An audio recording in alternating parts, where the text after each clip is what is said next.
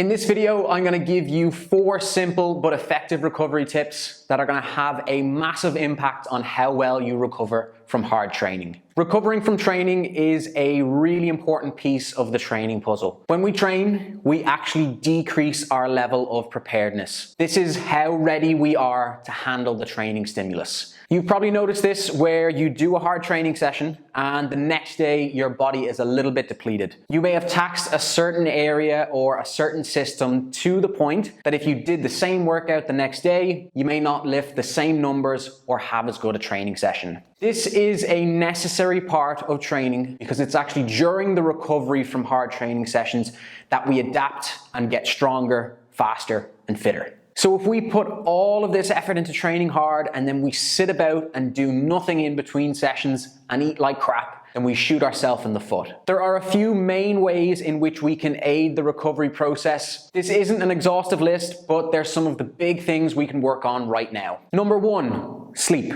It's a simple one, but it's the most important one. If you aren't sleeping enough, then you're going to see a massive reduction in your ability to recover. Most of the major processes of recovery happen in our sleep, so if we aren't sleeping enough, then we're not recovering as well as we should. Typical recommendations for sleep are to get between 7 to 9 hours. More sleep equals better performance. Other simple things you could do at night would be reducing your screen time at least an hour before bed, have a regular sleep schedule where you go to bed and wake up at the same time. You could also nap as well. Not only are you increasing the amount of time spent recovering, but it's a great way to recharge during the day. Number 2, movement and blood flow. We need blood and nutrients to get to the areas that are recovering so that they can repair and replenish. If you're sitting down watching TV on your recovery days, that's probably not the best way to aid your recovery. You can start off pretty simple by moving and going for a walk, something low intensity that elevates your heart rate a little and just gets your blood flowing. You could hop on a bike or a rower and work at a low intensity and get the same benefit as well. You may have heard me talking about controlled articular rotations before, or the daily CARS routine. These would fit under this category as we get consistent movement with the joints over time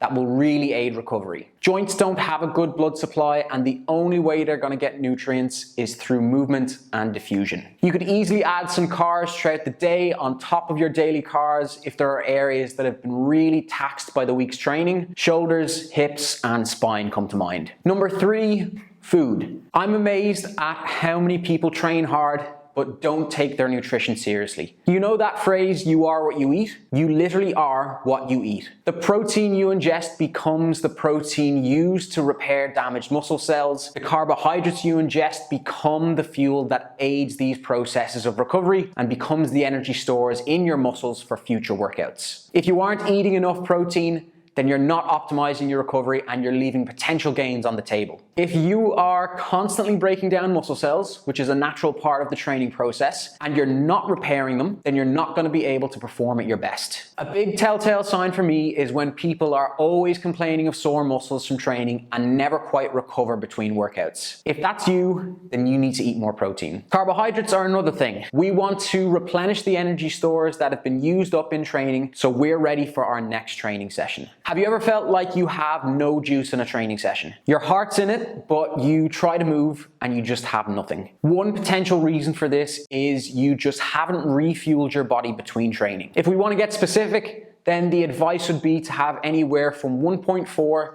to 1.8 grams of protein per kilogram of body weight. You could always be on the higher end and above if you were looking to gain muscle. So if you're a 70 kg person, you would need anywhere from 98 grams to 126 grams of protein a day. Spread across 3 meals is about 32 to 42 grams of protein per meal. Spread across 4 meals is about 24.5 grams to 31.5 grams of protein per meal. Carbohydrates could range anywhere from 2 to 7 grams per kilogram of body weight. This would need to be goal specific and dependent on the person. If you do a lot of endurance work, then you would need to be on the higher end. If you train less than 2 times a week and you have quite a sedentary lifestyle, then you would need to be on the lower end. Number 4, rehydrate. I wanted to separate this from food because now we're talking about how to fully replenish all of the lost electrolytes and fluids before our next training session. The reason why is because we can see big decreases in performance when we don't optimally hydrate. This is very specific to the person. You might sweat a lot and lose a lot of water. You might sweat very little and not lose much.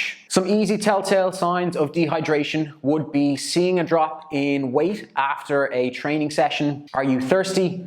Or is your urine discolored? If you've got one or two of those, then it's likely that you're dehydrated. If you've got all three, then it's highly likely that you're dehydrated. Lastly, I wanted to cover stretching, foam rolling, massage guns, and all the tech you might see that are supposed to aid your recovery. I'll be honest with you, there isn't much evidence to suggest that these modalities will really aid recovery. They're passive in nature, so you're not really asking the muscles and tissue in your body to contract and move, which is what we want. That being said, these modalities do have a temporary analgesic effect, meaning that we see a reduction in pain. That's not a bad thing. If you want to do some light stretching and foam rolling for some temporary pain relief, then go for it. Just be aware that these modalities don't really have any long-term effects and shouldn't be used to mask or ignore any underlying issues. All of the other things I just mentioned are going to have a much bigger impact on your recovery. So I'm sure after hearing those 4 tips, there are a few small things you could change to help aid your recovery. You don't need to be doing all of this right now, but you could slowly start to implement some changes into your lifestyle that means you're nailing all of these important areas. To recap, those 4 simple but effective recovery tips: we've got sleep, movement,